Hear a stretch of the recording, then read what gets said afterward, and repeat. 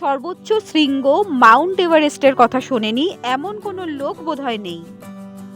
কিন্তু জানো কি এই নামটা কোথা থেকে এসেছে, কেই বা দিয়েছিল? আজ এই বিষয়ে আলোচনা করব তোমাদের সাথে।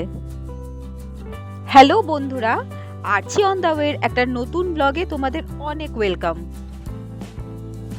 মাসৌরি এসে আমরা যে সাইট সিইংগুলো করেছি সেই প্রত্যেকটা জায়গার আলাদা আলাদা ডিটেইলড ভিডিও এই চ্যানেলে আপলোড করা আছে, তোমরা চাইলে দেখে নিতে পারো।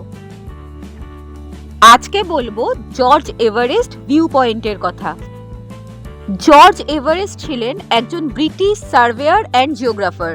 1830 থেকে 1843 সাল পর্যন্ত তিনি ব্রিটিশ ভারতের সার্ভেয়ার জেনারেল হিসেবে নিযুক্ত ছিলেন। তারই তত্ত্বাবধানে অ্যান্ড্রু স্কট প্রথম পর্বতটিকে পর্যবেক্ষণ করেন এবং রাধানাথ সিকদার পর্বতটির উচ্চতা গণনা করেন।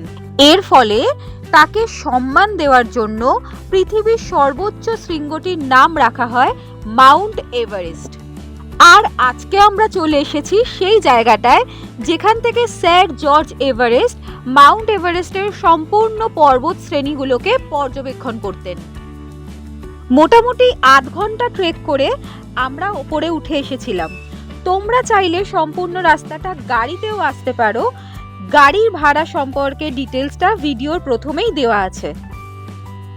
উঠে এসে দেখতে পেলাম এখান থেকে প্যারাগ্লাইডিং এরও ব্যবস্থা আছে 5000 টাকা পার পার্সন হিসেবে। ভিডিওটা কেমন লাগলো তা কমেন্টে অবশ্যই জানিও এবং একটা লাইক দিও। হ্যাঁ, চ্যানেলটাকে কিন্তু সাবস্ক্রাইব করতে ভুলো না।